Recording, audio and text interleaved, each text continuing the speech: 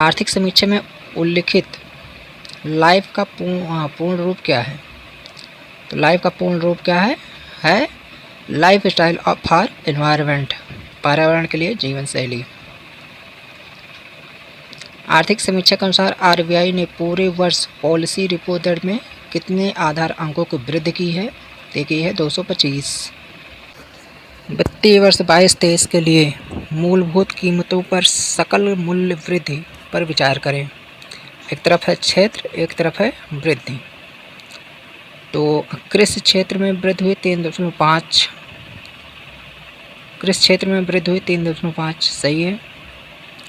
उद्योग इसमें हुआ था 4.1, ये भी सही है। सेवा क्षेत्र में हुआ था 8.1, नहीं, तीसरा गलत है। तो इसका ऑप्शन सही होगा 1 और 2। आर्थिक समीक्षा 2022-23 के अनुसार निम्न कथनों पर विचार करें। भारत का ई कॉमर्स बाजार 2025 तक 18% बढ़ने की संभावना है। सही बात, बढ़ने की संभावना है। भारत विश्व का 5वां सबसे बड़ा निर्यातक देश है।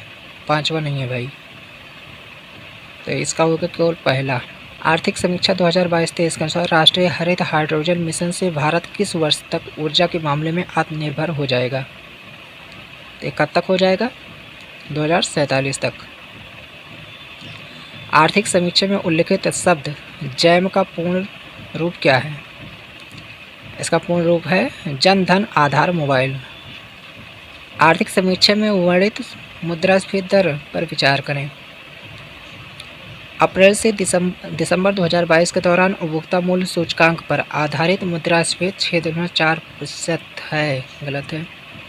अप्रैल से दिसंबर 2022 के दौरान थोक मूल्य सूचकांक पर आधारित मुद्रास्फीति 11.5% है, सही है। तो केवल 2।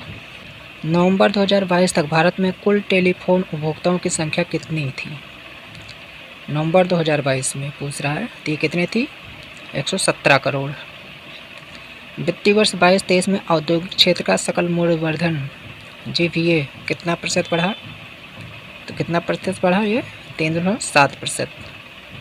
वित्तीय वर्ष 22-23 में स्वास्थ्य क्षेत्र पर बजट का खर्च जीडीपी का कितना प्रतिशत रहा? तो कितना प्रतिशत रहा था? 2.1%। आर्थिक समीक्षा के अनुसार फार्मा उद्योग में एफडीआई प्रवाह 2019 की तुलना में 2022 में कितना गुना बढ़ा?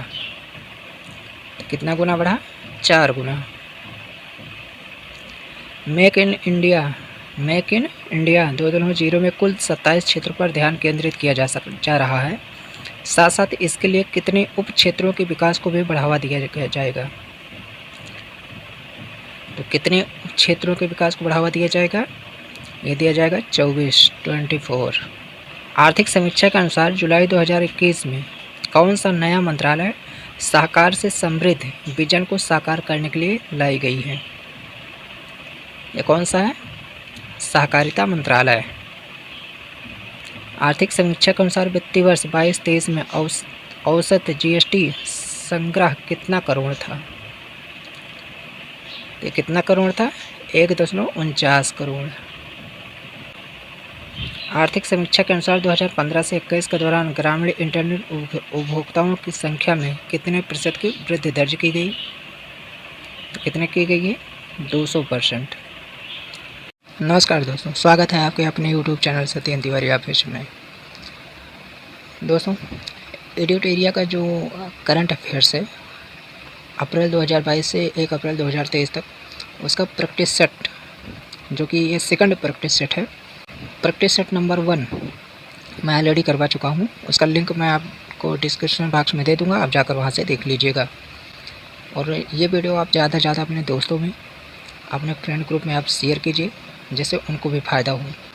पहला क्वेश्चन है, आर्थिक समीक्षा 2022-23 के अनुसार वित्तीय वर्ष 2023-24 के लिए कितना आर्थिक वृद्धि दर अनुमानित हो गई है?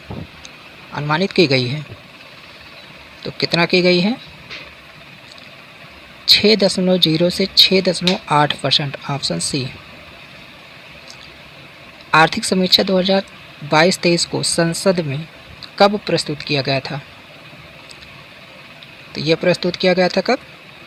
31 जनवरी 2023, ऑप्शन सी। आर्थिक समीक्षा के अनुसार वित्तीय वर्ष 22-23 के लिए कितना प्रतिशत राजकोषीय घाटा का अनुमान लगाया गया है? तो कितना प्रतिशत लगाया गया है? 6.4%।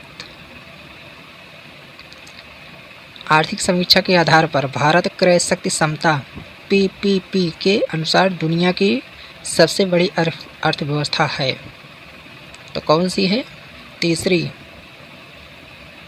आर्थिक समीक्षा के अनुसार सरकार ने सकल घरेलू आपूर्ति को सुनिश्चित करने और महंगाई रोकने के लिए कौन सी रणनीति अपनाई है? तो कौन सी अपनाई है? कपास पर सीमा शुल्क माफ कर दिया गया, ये भी है। गेहूं के निर्यात पर रोक लगा दी गई, ये भी है। प्रमुख कच्चा माल फेरो निकल, कोकिंग, कोल इत्यादि पर आयात शुल्क को घटाकर शून्य कर दिया गया, ये भी है। तो उपयुक्त सभी। तो ऑप्शन डी 1 से अधिक। वर्ष 2023 और से 27 तक कितने पीएम श्री स्कूलों का निर्माण किया जाएगा? कितने किया जाएगा? 14,500। Option C. भारत ने गैर जीवाश्म ईंधनों से 40% अधिष्ठापित बिजली क्षमता का उत्पादन 2023 से पहले ही पूरा कर लिया है। अब इससे बढ़ाकर कितना प्रतिशत कर दिया गया है? तो कितना प्रतिशत किया गया है? 50%। अर्थव्यवस्था में कार्बन तीव्रता को कम करने को ध्यान में रखते हुए सॉवरेन ग्रीन बॉन्ड नंबर 2022 में जारी किया गया। इसे किस केंद्रीय बजट में लाने की घोषणा की गई थी? तो किस केंद्रीय बजट में की गई थी? ये 2022-23। प्रथम अग्रिम अनुमान 22-23 के अनुसार कितना मिलियन टन कुल खाद्यान्न का उत्पादन किया गया? तो कितना मिलियन किया गया? 315.7 मिलियन टन, सी नंबर। वित्तीय वर्ष 21-22 में कृषि और संबंध क्षेत्र में कुल कितना प्रतिशत की वृद्धि देखी गई? तो कितना प्रतिशत की देखी गई थी? 3.0%। आर्थिक समीक्षा 2022-23 के अनुसार भारत विश्व का सबसे बड़ा मोबाइल फ़ोन निर्माता है। तो कौन सा है? दूसरा है। आर्थिक समीक्षा के अनुसार सबसे ज़्यादा जैविक किसान किस देश में हैं? सबसे ज़्यादा जैविक किसान किस देश में हैं? तो वो हैं भारत में।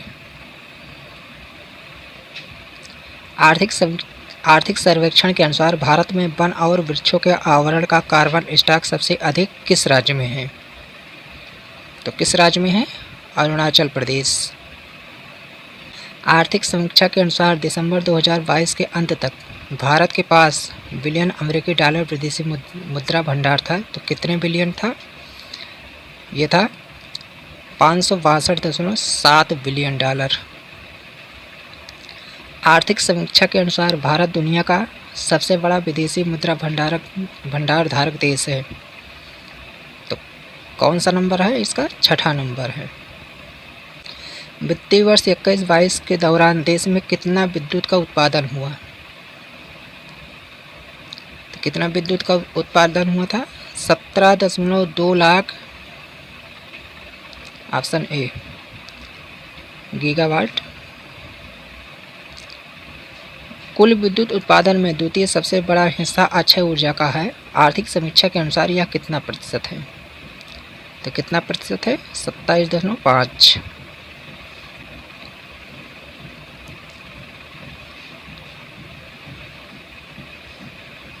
वित्तीय वर्ष 21-22 के दौरान कुल कितना किलोमीटर राष्ट्रीय राजमार्गों सड़कों का निर्माण किया गया?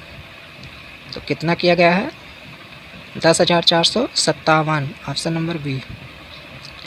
आर्थिक समीक्षा के अनुसार भारत में कुल टेली घनत्व कितना प्रतिशत है? तो टेली घनत्व कितना प्रतिशत है? 84.8%। आर्थिक समीक्षा 2022-23 के अनुसार भारतीय रेल मार्ग का कुल कितना विस्तार हो चुका है? तो कितना विस्तार हो चुका है?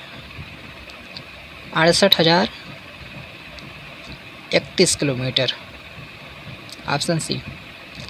भारतीय रेलवे विश्व का सबसे बड़ा नेटवर्क है। तो चौथे नंबर पे है ये, चौथा नंबर। निम्नलिखित में से कौन सा कथन सत्य है? तो सत्य कौन सा है?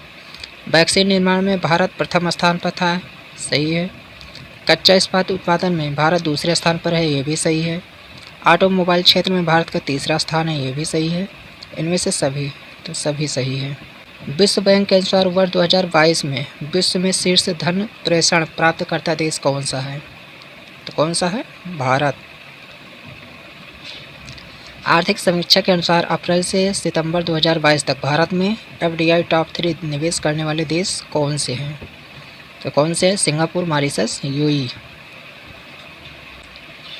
वित्तीय वर्ष 2022-23 में सबसे ज़्यादा एफडीआई किस क्षेत्र में आया?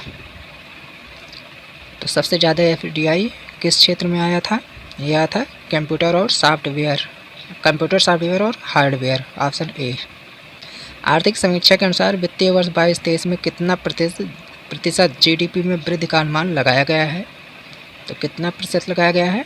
7%। अप्रैल से दिसंबर 2022 के दौरान व्यापार निर्यात कितना बिलियन डॉलर रहा? तो कितना बिलियन डॉलर रहा? 332.8 बिलियन डॉलर। अप्रैल से दिसंबर 2022 के दौरान व्यापार आयात कितना बिलियन डॉलर रहा? व्यापार आयात कितना बिलियन डॉलर था? 551.7 बिलियन डॉलर। आर्थिक समीक्षा के अनुसार जैविक खेती अपनाने वाला दुनिया का पहला राज्य कौन सा है? तो कौन सा है? सिक्किम। संयुक्त राष्ट्र बहुआयामी गरीबी सूचकांक के अनुसार 2005-06 और 19-21 के बीच भारत में कितने लोग गरीबी के बाहर आए, यानी गरीबी से बाहर आए? कितने लोग आए थे? 41 करोड़।